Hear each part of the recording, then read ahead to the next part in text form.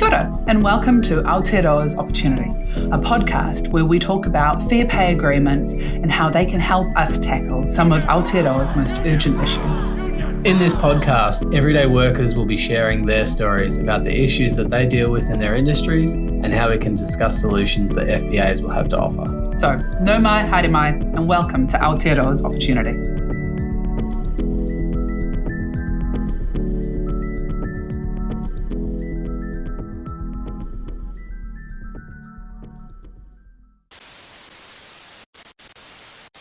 I remember at the time actually seeing the owner had like an open Instagram, and you just see him like on private jets and like, you know, smoking cigars and like all these really fancy stuff, which is great, you know, for him.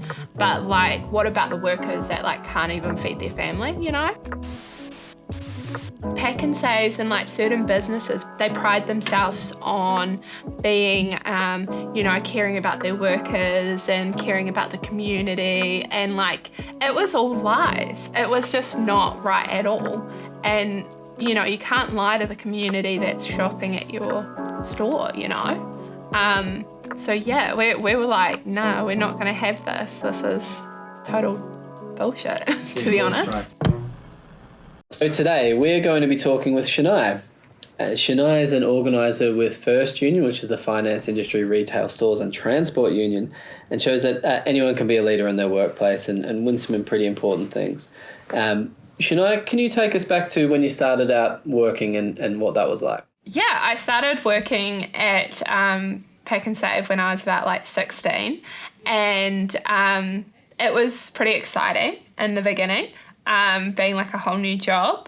But I must admit I did see some kind of like issues at the time, and some I experienced myself, like where would essentially you'd be almost at the end of your shifts, you like counting down the the times and stuff, for example, and then like your manager would come up to you and be like, hey, can you work an extra 2 hours because we're like short-staffed.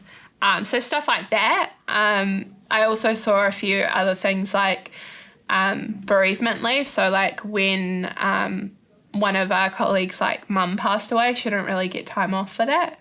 And then there were like kind of some other things around the pay, and like my mum and her friend who worked there essentially, she was kind of like low paid and she didn't have quite enough to kind of get by essentially.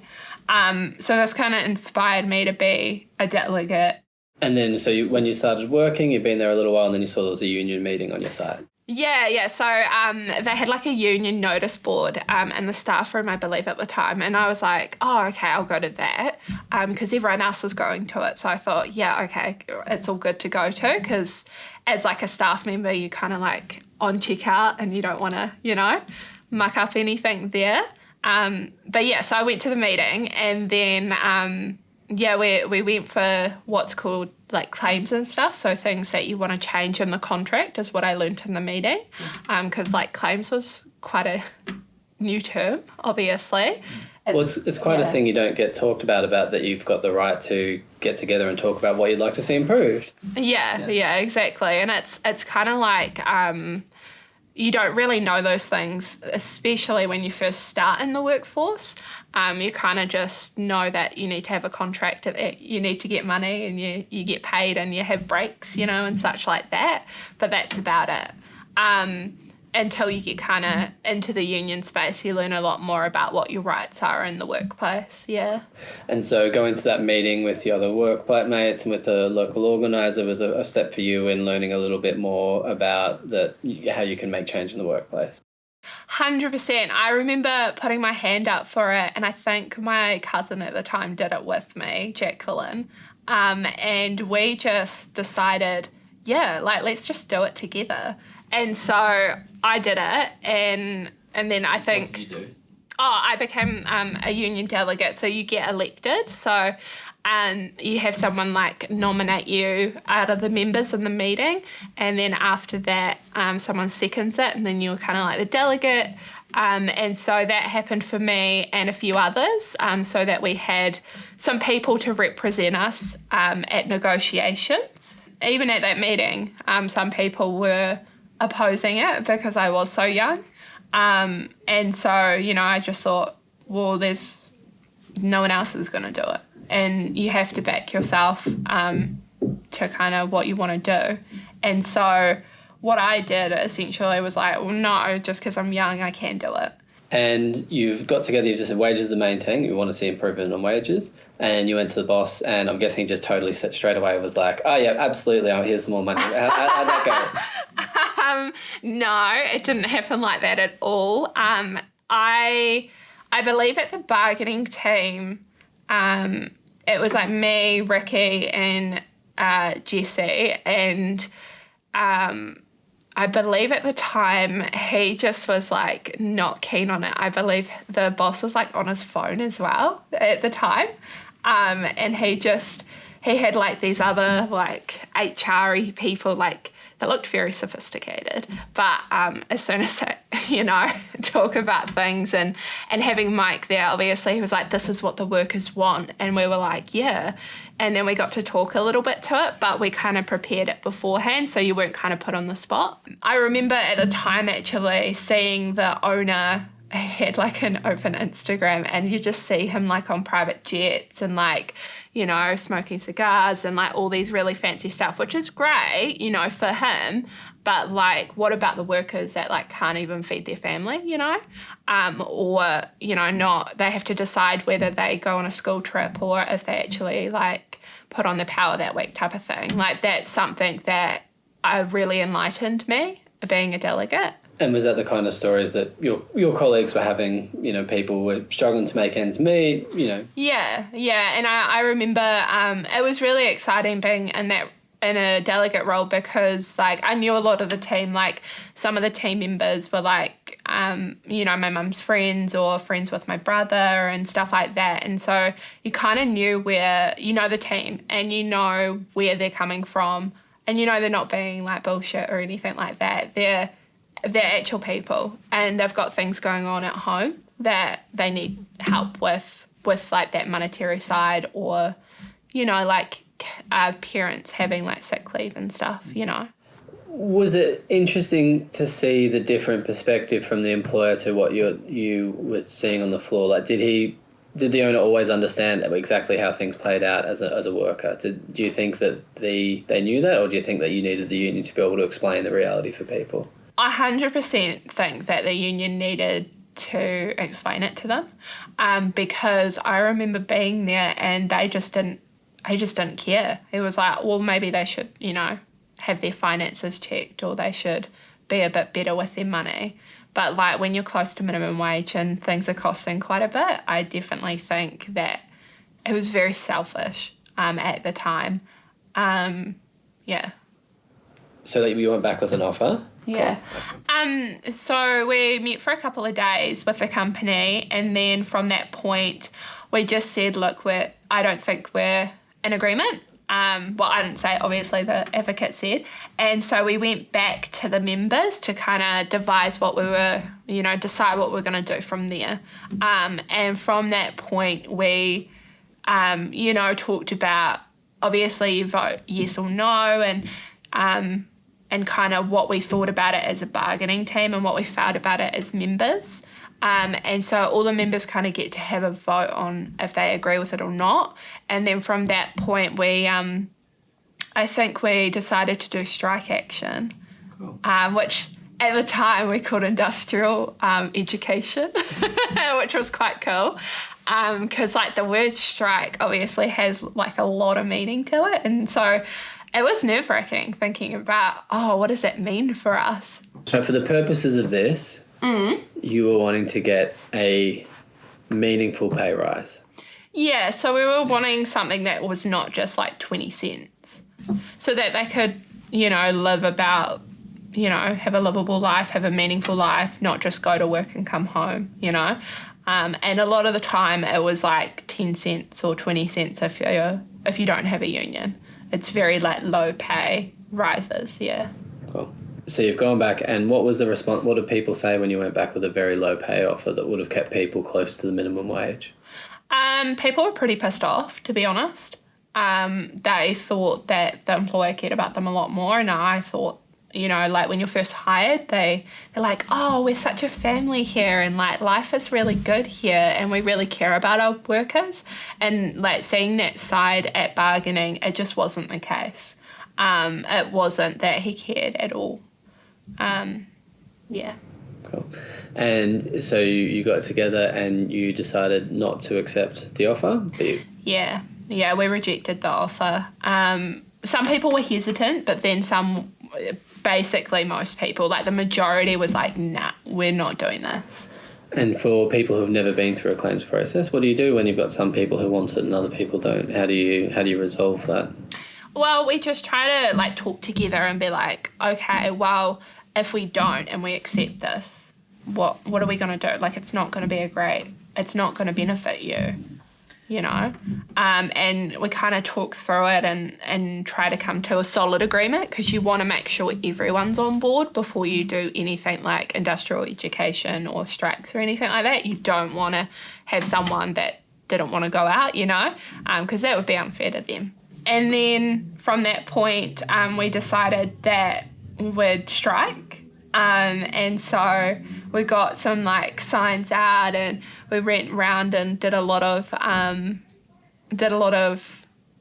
like picketing, I suppose, and education, and like the whole community came in, and we did like a sausage sizzle, and we also just kind of educated a lot more people around what it was, and we got like the local media involved as well. And do you think the people in Hastings supported what you were doing? 100%, yeah. Like, I believe we even had some like countdown workers. We had like Etu come down and some of their like members and staff, and it was real cool. Like, even though it was really scary to do strike action, it was really cool to see everyone kind of come together and be like, yeah, we're going to support you, you know, because, you know, retail workers are worth it, you know. And we thought it would really work, and the first time round it didn't work. But after a lot of industrial action, we got to mediation, and mediation was so terrifying. Like, industrial action is like one thing, but like mediation is like, it's scary. It's like, you know, and I think it was really nerve-wracking and scary because of the damage that was done to his company. He was he was not happy about being in the same room with us. Because I think at that time a lot of the business went to countdown. And so, yeah, it wasn't good. But did it achieve results? 100%, yeah. Eventually he got there and he understood it. And even... Do you want me to say about what happened now? Sure. What happened now? Spoiler. No, just kidding. No. So yeah, I mean, it like helped a lot, and it got to a point where, we got to an agreement, and even the years that have passed, and then when I moved on from Pack and Save, like they're paying really good wages now. I believe they're up at that living wage mark, and they've really changed the attitude that they used to have back then. It turned like 100 and 160, you know, 180. What did it feel like? You started off your union journey at a union meeting. What was it like going back and having another meeting with people to say, we've got a new proposal and it's improved? It was pretty enlightening. It was nice to see that like the people that had been there all this time were actually going to get something out of it. And like it showed that the more that you like stick together, the more you're going to get out of it. Because ultimately, if we all went in there one by one, we wouldn't have got anywhere. How did it feel emotionally for you to come back with like an improved offer? It felt pretty enlightening because, like, being a little 17-year-old, you know, maybe not little, I've always been very tall, but, like, you feel very small. You feel like you don't have a lot of a big voice like the big adults do. And, like, to come into there and be like, look what we got you, you know, it was very, very happy, and most people were pretty joyous about it, yeah. Cool. And... that was obviously pretty strained in that moment. You've had to have a big dispute to find ways to change people's understanding and perspectives. Yeah. But now you say it's improved a lot, then there's much more of a respectful relationship in the store. Do you want to talk about that? Yeah, 100%. So the owner is a lot more on board. He's very like active with like the union. If there's any changes, like he chats with them. The union relationship and the employer there have worked so hard over the years. So they've gone from a pretty, unsettling and conflict time to like where they're kind of working in harmony now, which is really good.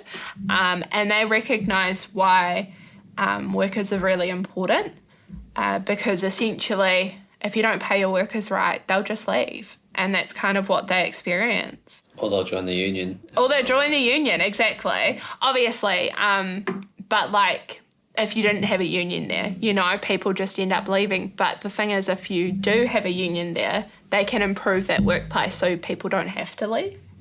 Does that make sense? Yeah. Absolutely, yeah. I think it kind of boiled down, like, how I feel about it now is more so I feel really proud of, like, 17-year-old Shania. And, like, as I grew, I think there's a lot that's changed there.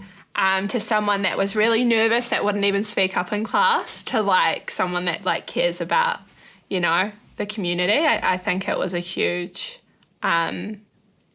shift, but it did happen gradually, I think. And I think that helped with the involvement of the union as well, I think, yeah. Cool. So that's quite an important story about taking a workplace that was... and it wasn't just you, heaps of people played a role. 100%, but as yeah. Adele, you played quite a role in that as a 17-year-old taking a major employer from being a minimum wage employer to quite a good one. Yeah, that's cool. And it had repercussions, for like the other big supermarkets in the area. They all kind of, because there's like obviously 3 of them, they all kind of played ball with it as well, which is really cool. And it just blossomed from there. And what's your job now? So I'm a union organiser now. So I obviously work for First Union, and so I work predominantly, I have a lot of experience in finance from working in Hawke's Bay and retail.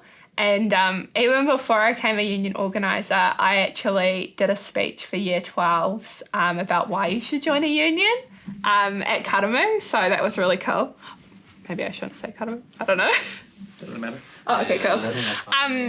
And like it educated a lot of them. And then I remember going for the interview and it was so cool. Like it was so cool to like meet like the general secretary and stuff after like learning a lot from like Cheryl and stuff.